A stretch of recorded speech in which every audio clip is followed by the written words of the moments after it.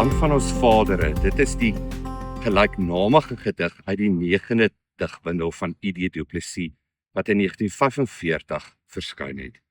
Nou die gedig fokus baie sterk op nasionalisme en 'n volk se strewe. Wat sterk uit die gedig na vore kom is die individu se identiteit en die band met sy geskiedenis en sy grond. Natuurlik in die eerste strofe lees ons al van die Hugenote en natuurlik weet ons dit is waar uit ons volk gevorm is, of 'n deel van ons volk gevorm is die Hugenote wat natuurlik uit Frankryk na Suid-Afrika gekom het, en dis waarom ons vandag vanne soos De Villiers en De Pre het. Wat my ook opval is, natuurlik as jy kyk na I.D. Du Plessis se lewe, hy is gebore in 1900, so dit was ten tye van die Anglo-Boereoorlog, en die verskyning van die digbundel in 1945 was natuurlik die nadraai van die Tweede Wêreldoorlog. So daar's baie interessante goed wat 'n mens hier kan raak lees. Die hegte stoet waarvan hy praat, die een hegte stoet, so dit gaan oor die saamkom van 'n volk, en dan ook die diep valleie waaruit die volk gegroei het of opgestaan het. En daarom gebruik hy woorde soos volksbewus en skouer aan skouer.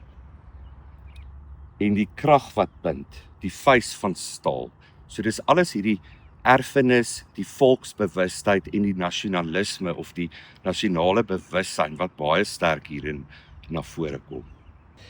Land van ons vadere.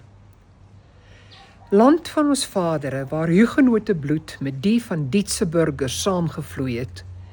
Hier sal ons die lang verwagte oorwinning vier, wanneer ons eindelik een hegte stoet trots op die duur verworwe heuwel staan, en onder in die diep vallei van rus, wit huise van vrede sien, en volksbewus skouer aan skouer langs die groot pad gaan.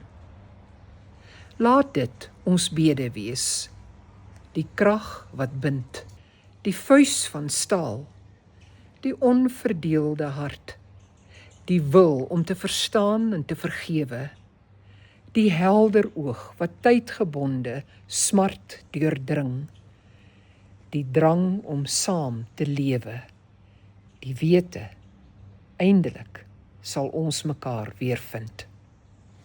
Hierdie gedig, Die Land van ons vadere, deur I.D. Du Plessis, vertel vir my van waar 'n volk vandaan gekom het, en die uitdagings wat hulle in die gesig moes staar, maar ook hoe hulle deur hierdie uitdagings saam met mekaar dan nou ook beweeg het.